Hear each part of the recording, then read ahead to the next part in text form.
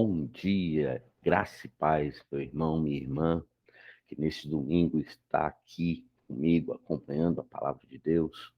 Como os irmãos bem sabem, todos os domingos de manhã é liberada uma palavra. E se você tem alguma pergunta em relação à palavra de Deus, você pode fazer aqui na descrição do vídeo e com certeza eu vou tentar responder a sua pergunta. Peço você humildemente que você coloque seu joinha e que você, por favor, se não é inscrito, se inscreva, nos ajude aí no nosso canal. Vamos agora para o que Deus tem para nós hoje. Em Provérbios, capítulo 18, versículo 12, diz assim: Antes de ser quebrantado, eleva-se o coração do homem, e diante da honra vai a humildade. Interessante é que em algumas traduções, esse versículo ele vem dizendo gaba-se, ou seja, o homem gaba-se, de gabar-se, ou seja, e o que é se gabar? É se exaltar, jactar-se, é ser necessitado de muito elogio, autoelogiar-se, ou seja, o sujeito ele está se achando, contando vantagem em tudo, falando demais das suas realizações, dos seus sucessos. Interessante é que quando você tem um êxito, um bom resultado, como um filho de Deus e um cristão, é de costume que você testemunhe a bênção de Deus na sua vida e testemunhe também que Deus te abençoou com habilidades, mas a honra e a glória vão a Ele. E, em geral, esse costume, dependendo da maneira como é feito, ele é muito errado, porque as pessoas elas começam a falar de realizações enaltecendo apenas o mérito próprio, o mérito pessoal, a questão da capacidade humana, ancorando-se, ou seja, estribando-se, apoiando-se somente no seu eu. Pessoas extremamente apaixonadas por si próprias, ou seja, narcisistas, portadoras de egolatria, a idolatria do eu. Pessoas assim costumam deixar por onde passa um rastro de antipatia, de inveja, de ciúme, de coisas ruins. Interessante é que as virtudes do homem, elas são igual ao cheiro que ele exala.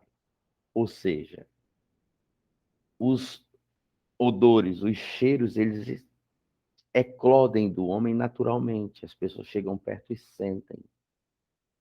Um mecanismo comparável a esse são as virtudes do homem, as virtudes que Deus pôs no homem. Aonde ele chega, as pessoas percebem, não porque ele fala, mas porque aquilo eclode dele, aquilo emana dele, de uma forma, eu não diria sobrenatural. Eu costumo usar um termo chamado energia social. E o que seria essa energia social? É aquela pessoa que ela tem uma presença notória. Olha, uma pessoa com uma terrível energia social, ela chega, as pessoas se sentem incomodadas com aquilo, sabe? Nossa, esse irmão veio hoje, chegou aqui. É claro que o Evangelho nos recomenda ter tolerância com os irmãos, mas é muito triste você ser um irmão que dependa da tolerância. Você precisa semear uma energia social de boa presença. Puxa, graças a Deus, esse irmão chegou, esse irmão é uma bênção, ele é um bom conselheiro, sempre tem uma boa palavra. E interessante é que, normalmente, pessoas com uma boa energia social são pessoas que não se gabam, são pessoas que não ressaltam as suas realizações, não falam disso, até porque o sábio homem é aquele que faz do silêncio a sua maior arma. Ele no silêncio ele trabalha, no silêncio ele conquista. As pessoas vão percebendo as suas vitórias por conta dessa presença, dessa energia social que ele tem. Não se faz necessário artificializar uma presença às custas de uma falácia repetitiva, cheia de soberba e orgulho. Não, não é necessário isso. Olha, pessoas carentes são pessoas que, em geral, falam muito. E pessoas que falam muito erram muito. Interessante que nesse versículo de Provérbios fala: antes de ser quebrantado, eleva seu coração. Antes de ser derrubado, gaba-se o coração. Interessante é que ser quebrantado, ser derrotado, cair, ser destruído, palavras que são usadas em diferentes traduções do mesmo texto. O que significa, de fato, é que antes que alguém encontre derrota, fracasso, ela assume esta postura. Esse versículo é muito revelativo, porque ele nos dá, então, uma receita para evitar o fracasso, para evitar a derrota. Como? Não falando muito de si, não sendo soberbo, não enaltecendo demais o seu eu, aliás, de forma nenhuma.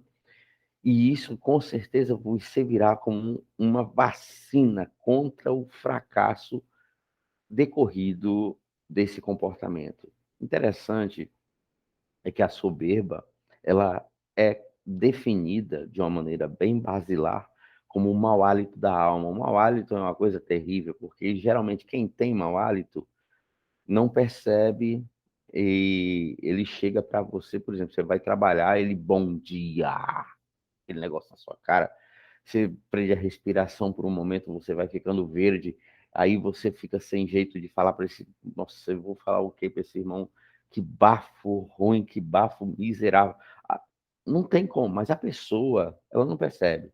Em geral, o soberbo, ele é enquadrado nessa condição, ele não percebe a sua soberba. Ele já tem um vício de se gabar, de se autopromover tanto. Só o dele é que é bom, só ele é que sabe, só ele é que ou seja, ele faz isso e com o tempo angaria-se uma cadeia de inimizades, pessoas que não suportam estar ao lado dessa pessoa. E aí eu abro um parêntese. Você está se sentindo sozinho? Você está se sentindo desprezado, colocado de canto? Faz uma revisão, um inventário do teu comportamento, um inventário comportamental e veja se você não tem sido esse que se gaba, esse que se exalta, esse que fica se promovendo demais, ou seja, vigia um pouco para ver se você não é aquele que fica se achando e menosprezando o potencial, a virtude, o talento e o dom dos irmãos, ou mesmo, sabe, quando você tem uma virtude, essa virtude nada mais é como o resultado da misericórdia de Deus. Nada realmente nos pertence. Tudo nos foi entregue e nos foi entregue por uma razão. Agora, se eu compreendo que dons e talentos são dádivas de Deus, eu começo a perceber que não me pertencem, mas estão aos meus cuidados e devem ser usados para o benefício dos meus irmãos e não para o escárnio, não para irritar, não para insuflar antipatia.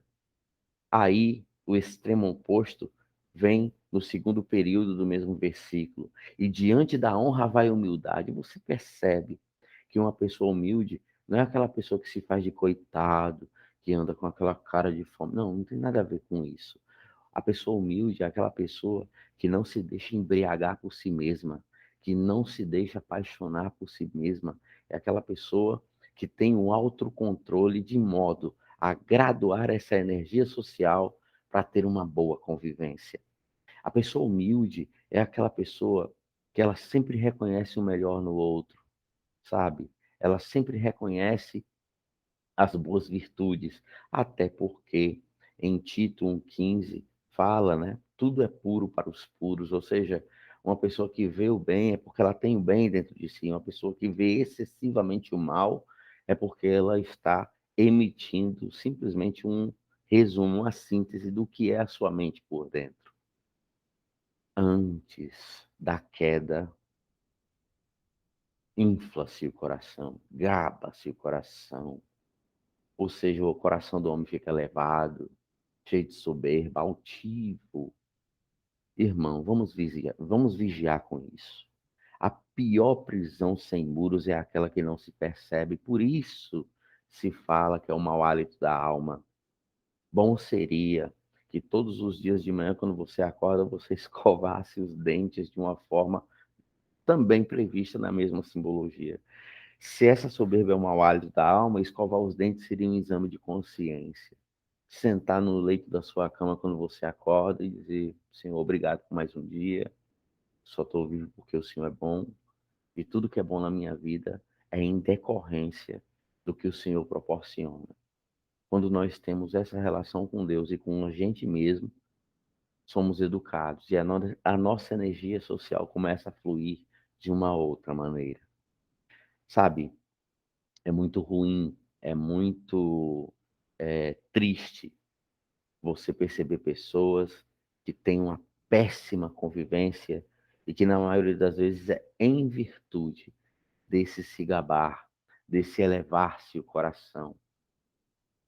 Eu lembro muito bem, quando eu era bem moço, em uma atividade da mocidade da igreja, que nós fomos visitar um asilo para velhos, um lar de idosos, né? E eu lembro muito bem que tinha um senhor e corria, sabe, aquele comentário por entre os jovens, quando a gente chegou já veio à tona que aquele idoso fazia 30 anos que não recebia uma visita. Quando eu escutei aquilo, nossa, me deu uma dó, me deu assim uma, meu Deus, abandonado há 30 anos. Agora, se ele está no asilo para idosos há 30 anos, ele era muito velho.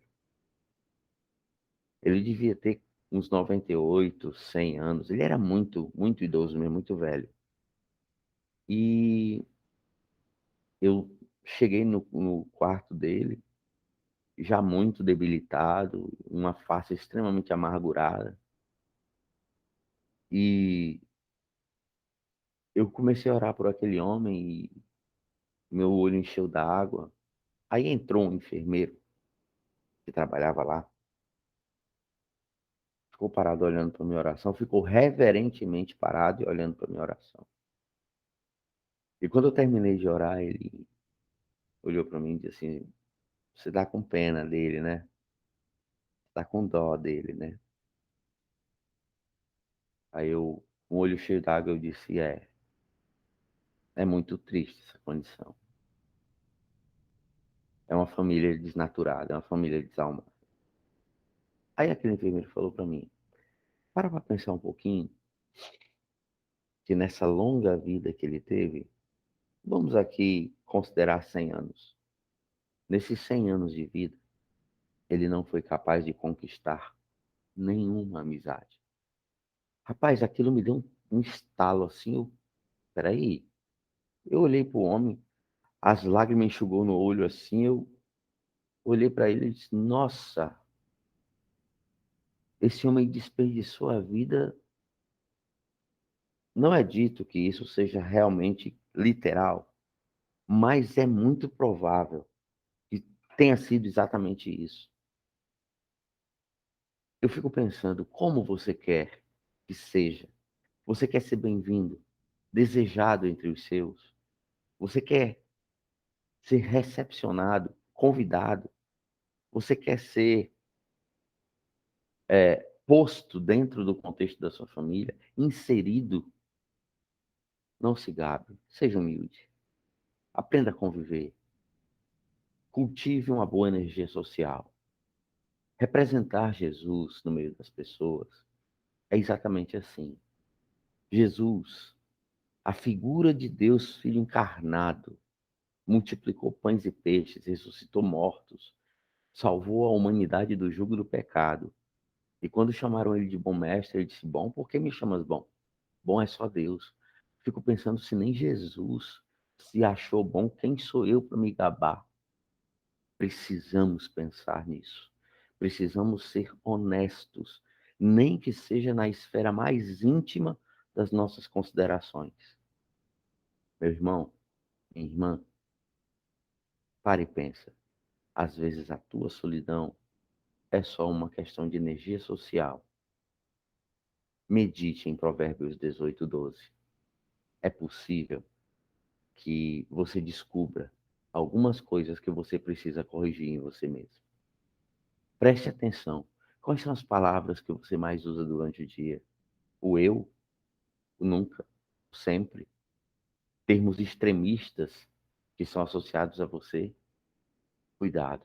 Pode ser um sinal de que o seu comportamento precise de uma apurada e profunda revisão. Meu irmão, que Deus te abençoe neste domingo. Que Deus te dê uma ótima semana que começa hoje. Eu vou orar pela sua vida. Senhor Deus, amado Pai, em nome do Senhor Jesus, eu peço que o Senhor abençoe essa pessoa que ouviu essa palavra. Peço que o Senhor acompanhe, abençoe seu dia e abençoe poderosamente a sua semana que começa hoje. Eu te peço isso em concordância com ela, porque a tua palavra diz que quando dois concordam com alguma coisa, assim é por ti executada. Abençoa em nome do Senhor Jesus Cristo. Amém.